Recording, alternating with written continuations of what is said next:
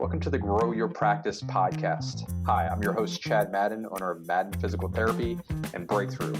Join me each week as we dive into the best practices, systems, principles, tips, and tricks to help you grow your private practice. Today, we're going to talk about how to think about dropping insurance companies that I think the way that we said it was stink. Before we get into this, I hear a lot of owners talking about this. There are certainly pitfalls when you're considering dropping a low payer. So very possible if you have somebody who's like 30-40% of your payer mix and they're not paying you enough, rather than renegotiate, which is one option, or even give the insurance company a chance, some owners will go out of network and immediately lose 30 or 40% of their patient base. Most of us aren't in a position to be that aggressive. How do we mitigate that? I want to talk through that. I also think we should understand some things about the insurance industry that maybe most of us are not aware of. One, I've heard owners say insurance companies want to save money. That is not. I had a family member who retired from working for a major insurance provider that I've known for my whole life. I read some of the manuals and think this through. CVS, the pharmacy, the retail pharmacy provider, they're publicly traded. They own Aetna. CVS owns Aetna, and they have a CEO. And by law, that CEO has fiduciary responsibility to increase profitability for the shareholders of CVS Aetna. Same thing, UHC, about any other insurance provider who private practice is struggling with, they tend to be publicly traded. And their goal, their fiduciary responsibility is not to save money. In fact, by law, the only way that they can increase the profitability of their company is, in fact, by paying out more. Now, if you're listening to this, you're likely a conservative care provider. And when you and I see somebody in physical therapy, occupational therapy, speech, chiropractic care, podiatry, dentistry, etc., what happens, for example, I've had this, I'm sure many of you have had it happen, but I'm working with a patient, they have back pain. They're on the cusp of getting a spinal fusion. Our local hospital system, it's $118,000 for that procedure. That is pretty close to the national average for that a lumbar spine fusion. They're seeing us for $1,200. They cancel their surgery. They never get that surgery. They never get that next injection, which on average costs $1,700, epidural, which costs $1,700. They don't get that next MRI. Our services are somewhat of a threat to not only the hospital and healthcare system, but also the insurance company is paying out less. The only way for the insurance company to increase their premiums that they're charging everybody else is, in fact, through paying out more. It's the only way that they can legally increase the profitability of their company. Aetna CVS has 300,000 employees. That CEO also has fiduciary responsibility to those 300,000 employees, plus every shareholder that is an owner of CVS and Aetna. By the way, you can go on any online platform right now and buy a share of that. You can follow the news and see what's going on with the company and listen to their annual reports and everything else. I see no indication that they're trying to decrease the amount of money that they're paying out. When they increase what they're paying us, that in fact influences their population of people to use less invasive procedures, which decreases the amount they're paying out and decreases the premium that they can charge their subscribers. It's an issue. The healthcare system in this country, by far not perfect. You can read a lot on it. What I'm saying is not a conspiracy theory. It's again, you can read about this. UHC, Aetna, both publicly traded. You can go look at this yourself. Having said that, when we're dealing with an insurance provider, there are three things we can do.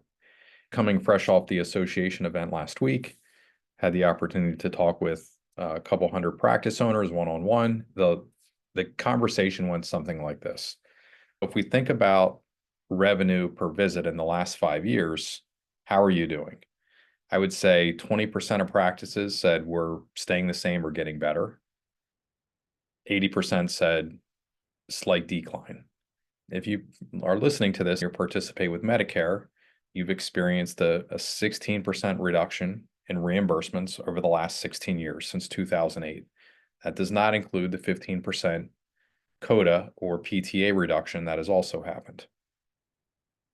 That is not headed in the right direction, but some practices have mitigated that. They've actually slightly increased. What's the classic business formula? It's income minus expenses is profitability or margin of safety. We talked about revenue and income. Next one is your cost or your expenses. Since 2019, in the last 5 years, what has happened there? Every single practice owner I talked with said our cost to provide care has gone up. Not a single owner said that they're staying the same or providing care less than they were in 2019. Costs are going up. Our team members, our employees are asking for raises. If we're providing benefits, those benefits are more expensive today than they were in the past. The cost of space is going up. The cost of equipment is going up. Costs are not decreasing. Then if income minus expenses equals profit, our income is staying the same or going down in the majority of cases. Our costs are going up, that shrinks our margin. As Bob Kowalik shared back in 2018, the industry average profitability margin of safety in a practice was 14.6% as a benchmark. Today, that number is less than 10%. It's about 9.8. I'm about to hop on another call with Bob here at the top of the hour, but I'm sure we'll get an updated number from him there. But it's 9.8%. That's dangerous for most practices. We're a speed bump away from having to close our doors, no longer giving access to patients when the profitability is that low. What do? The three things we can do when we're thinking about our payer mix, the relationships that we have with our insurance providers, and realize that every single one of us signed a contract with every provider. We accepted that. We willingly accepted what they pay us. Even if you're thinking about Medicare, and there's nothing you can do about Medicare, that's true, but we can be a non-participating provider with Medicare. Every single one of us has chosen whether to accept that or not. With an insurance company, let's say we have an insurance company that's only giving us $55, $60, $70, $80 a visit. That is less than our cost to provide the care. What can we do? Well, number one is we can drop that payer. That's the first thing we can do. We can deny access to care for those that have that insurance. There is a way to go through that in a way that doesn't crush your practice. The second thing we can do is we can attract more of our best payers. Most of us, if we lay out our pay, let's say we're in a private practice, we're accepting payments, we're participating with 20 different insurance companies. There's a bell curve of how well they reimburse us. On one end, we might have insurance companies that are giving us $90, $100, $120, $140 a visit. On the other end, we have companies that are well under our cost to provide care, $60, $70, $80 a visit. What we can think about is attracting less of the lower providers or dropping those lowest providers, attracting more of our higher providers. Here's the classic example of what I've shared. You have a patient list with your EMR. Most practice owners have never had the awareness to go through their patient list, see who their patients that have their best insurance. I'm just off the top of my head, I'm going to say I'm in an area, I have a practice. My best reimbursing insurance is Highmark Blue Shield. I can go through my EMR and see the patients that have Highmark Blue Shield as their subscriber. I then could look over one or two lines within the medical record, see who their employer is. Most of us collect employer information. From that, I can deduce and reason that highly likely, that employer is providing that insurance, that high-paying insurance for all of their other employees. I could go out, I could know who the top 10 or top 20 employers in my area who are providing the best paying insurance to their employees. I could provide some sort of value to them, try to create a long-term relationship. Case in point, 20 years ago plus now, there was a credit union in our area. We happened to treat the HR director. She did really well. I happened to, it was a couple of years ahead of her up here, but she was the same year as my brother going through school. There was an instant connection. She happened to say, "Hey, we host health fairs, we do lunch and learns. Would you be able to, provide any sort of value, speak about desk posture, sitting posture, workstation ergonomics, anything like that, for our employees?" And I said, absolutely. We began providing valuable information to that financial institution. At the same time, they had a contract with another physical therapy provider who was providing physical therapy services in their building. Yet, because we were providing value, many of their employees, we were providing valuable information and content. Many of their employees ended up seeking out care from us. It was a win-win for everybody, but that is something that we've reproduced over and over again with the top employers in our area, the largest employers who are offering excellent insurance, reimbursing insurance to their employees. That's something else that we could hedge our bet a little bit. The third thing we could do is we can renegotiate. Before we continue with this episode, here's a word about our course, Profitability Under Pressure. How does your practice's profitability today compare to what it was back in 2019? Is it keeping pace with inflation? Hey, this is Chad Madden here. I want to introduce you to the Profitability Under Pressure program. This is a 90-day masterclass designed to help you build a robust financial system for your practice. Most owners aim to improve revenue per visit and enhance their bottom line. However, many are facing declining reimbursements and rising operational costs, making it challenging to maintain financial health. The Profitability Under Pressure program consolidates the best practices currently working for practice owners into one comprehensive system. This program will help you boost profit margins, reclaim your time, gain time freedom, and assist more people in your community and leave a bigger impact.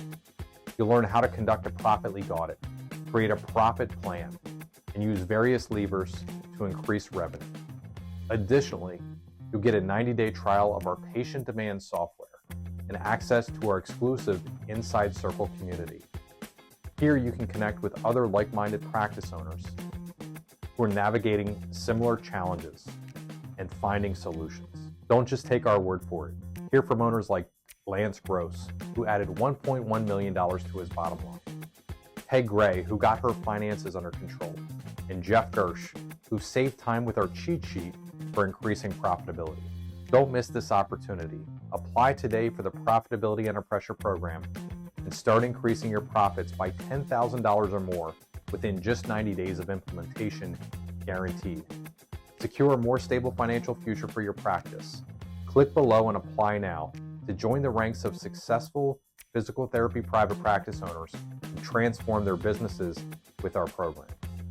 Apply now. We're awarding 10 $1,500 grants for private practice owners. However, you must apply before November 1st. Click the link below to apply for the Profitability Under Pressure program and the $1,500 grant before November 1st. Thank you for listening this far. Now back to the episode. Now, at the association meeting, not only last year, but also this year, we handed out a workbook called the Insurance, let me think about this, Reimbursement Renegotiation Workbook is what it was called. And a fascinating story. If you're a fan of Grow Your Practice Live, you likely have heard this person speak. They've been on many times, but Tony and his wife, Melissa Sear, they're private practice owners in Florida. What they did beginning in 2020 is Tony was on a very gritty mission to get better reimbursements. He's in Gainesville, Florida. They have 2 or 3 locations there. He saw that there was a certain Mendoza line where anybody below that, any insurance provider below that line, they were giving reimbursements that were less than his cost of care. He went through and wrote a very powerful letter, started as an email. I think he also sent certified mail, etc. But getting these insurance companies to begin renegotiations with him, he ended up doing really well. The best win was one major provider who was one of his lowest reimbursing insurances. They gave him 3 annual 10% raises, which ends up being about 3% increase in reimbursement. You can think through that. If you're collecting $80 a visit, that would be going from 80 to like 105 a visit. That's a pretty big deal for most of us over the course of 3 years. But what Tony and his wife, Melissa, what they were willing to do is they were willing to share that letter of how they wrote it. Now, what we did to avoid collusion and legal issues for Tony, we worked with Paul Welk around this. We hired a professional copywriter, also worked with AI prompting. We rewrote this in template form. Likely if you are on our email list, or you were at the association event, or you're in one of our classes in the Inside Circle, you have access to that reimbursement letter. The most amazing thing is I talked with Tony and his wife, Melissa, about this. I said, obviously you're helping a lot of owners. What do you want for this? We've made it part of the information that we're getting out there here at Breakthrough. What do you want? They said, honestly, we want to help other practice owners. There's no monetary benefit to what Tony and his wife, Melissa, for what they're sharing. They want to help other people. We've made that very accessible for other owners to think about and use. Many owners have. One owner in Nebraska, Mike, went from $65 to $80 a visit with the UHC. He's the only UHC negotiation that I know of. We have several other owners that worked with very difficult insurance companies and were able to renegotiate higher rates. The big idea is this: you are collecting a certain dollar per minute, dollar per hour, dollar per week for every hour of clinical care that you have. Let's say in your practice, you have 10 clinicians. They each can provide 40 hours of care per week. Well, if you're averaging $60 per hour, $1 per minute per week, that's $2,400 per clinician. It is nearly impossible for you to be able to survive financially within that practice setup, especially when clinicians are coming out asking for $80,000, $90,000, $100,000 a year in compensation. There's no way that you're going to be able to collect $2,400 per week and turn around and compensate somebody $90,000 a year. It just doesn't make sense. It's important for most of us to be thinking about this. The other thing that I want to say, which is this might be a stretch to communicate verbally, is most of us realize, or we've heard something along the lines of Einstein said the eighth wonder of the world is compounding. Well, first of all, that came from banks in the 1930s around the Great Depression. Einstein never said that, but it makes for a good advertising marketing piece. Nonetheless, compounding is absolutely amazing when we have it working in our favor. What the classic example that I've heard is Manhattan, the island, was sold in the 1600s for $24. Was that, most people say, well, that's the Native Americans who sold that. That was a horrible deal for them. But the argument to that is this: it was an island. It was unoccupied. There were no buildings or roads or anything like that. The infrastructure wasn't there. But at $24, if you would invest that at 7% per year, which is a pretty modest return, every 100 years, that would 1,000x. If you went from 1600, or I think it was in 1624 to 1724, you'd go from $24 to $24,000. If you go another 100 years to 1824, it's $24 million. If you go another 100 years to 1924, that's $24 billion. If you would go another 100 years to 2024, that's $24 trillion. It's more than the US GDP in the US, just from simple compounding, the power of compounding. Compounding can be an amazing thing when we have it working for us. At the same time, it can be really the cause of death for us, our practice, when it's working against us. If we have gradual decreases, like year after year, 2% paper cuts, Medicare, and increased costs to provide care, as an aside of inflation since 2019 is 32.5%. It's death by 1,000 paper cuts here, that every single year we're getting decreased revenue for the same amount of work, increased cost to provide that care. That is a recipe for disaster long term. That's what can happen when compounding is working against us.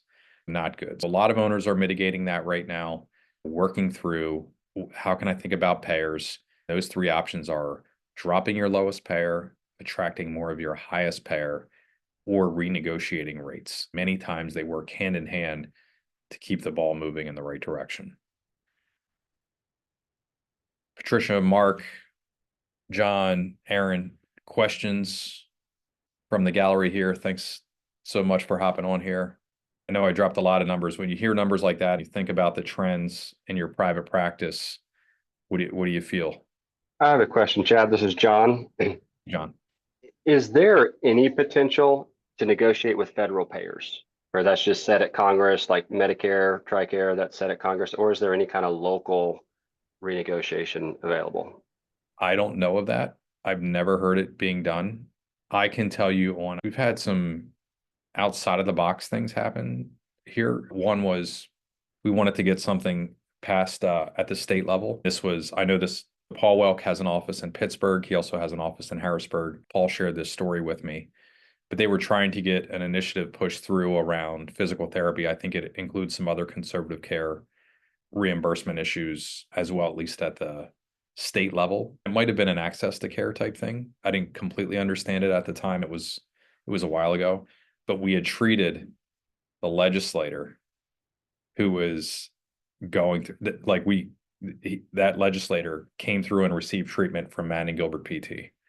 Used it in the conversation around access to care. This is what we have to do for these practices that are providing this care, and help push it through. But like on a national level, Medicare repealing whatever we're faced with, again, 2.8% cut that's proposed here for 2025.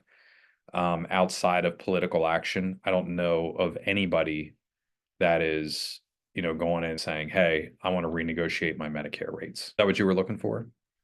Yes, sir. I thought that was the answer. Wanted to run it by you to make sure that was the answer. I guess it is. Yeah. There is a lot of action. I'll share that. I know Mary DeLong, just spent some time with her this past week.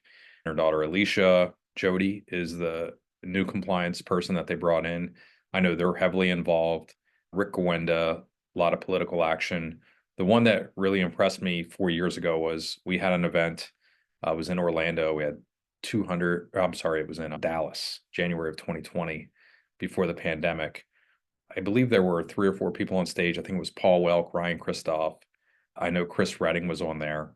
One of the owners in the room said, we're small practice owners. We really don't have the room to do anything and negotiate rates, which is not true, by the way. That there's a lot that we can do. Tony, the example I give is when Tony began renegotiating rates, they were doing between 2 and 3 million a year in revenue. It wasn't like he had 500 locations. He had this mass negotiating power. But an owner said, what are you doing for us? You larger players that have 30, 40, 500, 700 clinics, what are you doing for us? Chris had a very thorough answer. I think I know it shocked me. It definitely shocked some other people as well, but they have an initiative called APTQI that they have really pushed forward for better reimbursement rates, more fairness in terms of pay. They have some great initiatives. I know that's led by Nick Patel at USPH. Just talked with Nick last Friday as well. They are doing some good things. There are causes out there that we can support. I know Mary, I just talked with Katie Britton and Freddie and Carl Klein-Peter that had a huge initiative in Louisiana not that long ago. They had some success with better rates across the state. There is success out there. There are causes that we can support. It's easy to lose sight of that. Just say, hey, there's nothing I can do. And we wash our hands of it. We take whatever fate comes in the proposal acceptance or vote or repealing the proposal, or the amendment, but you get the idea there. Definitely search out what people are actively doing. I try to look for success, like what happened in Louisiana. Where can we replicate that here in Pennsylvania or whatever other state we're working in? John, where are you at? Where's your practice? Charleston, South Carolina.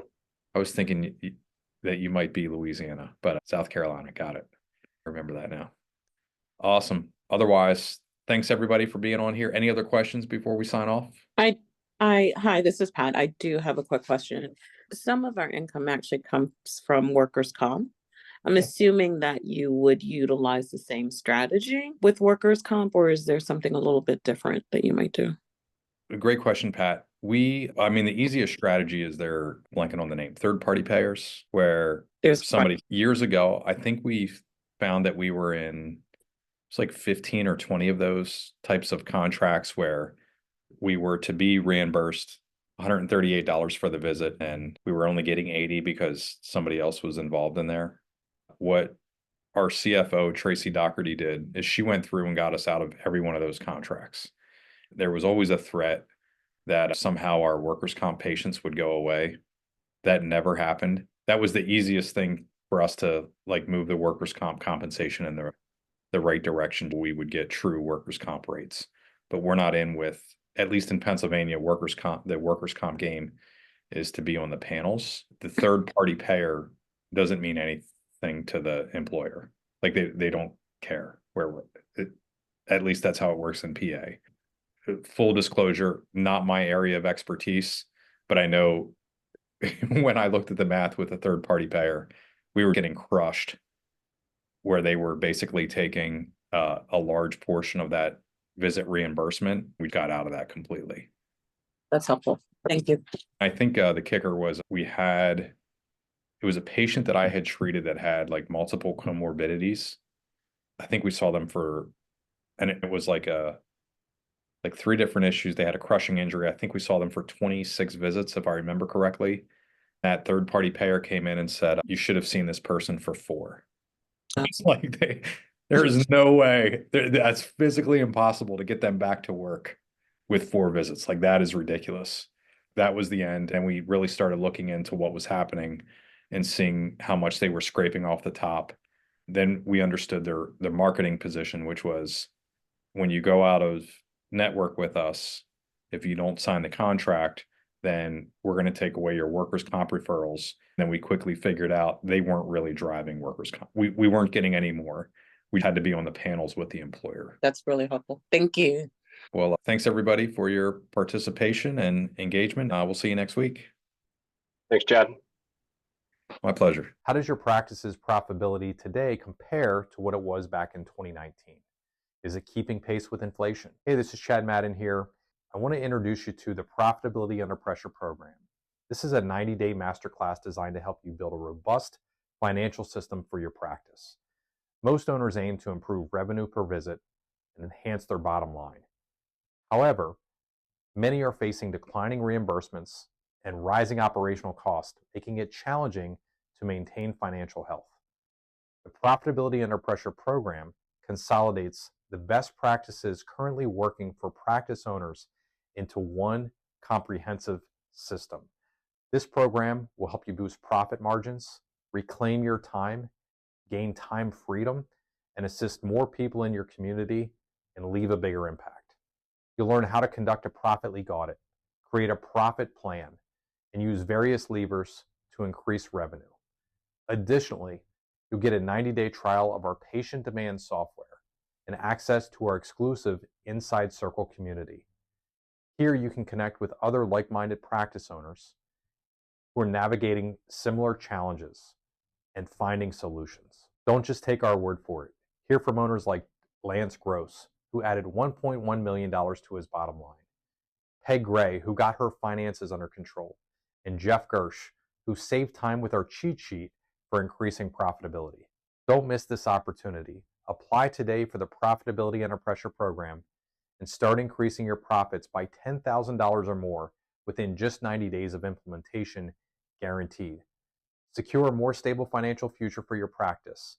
Click below and apply now to join the ranks of successful physical therapy private practice owners who transform their businesses with our program. Apply now. We're awarding 10 $1,500 grants for private practice owners. However, you must apply before November 1st. Click the link below to apply for the Profitability Under Pressure program and the $1,500 grant before November 1st.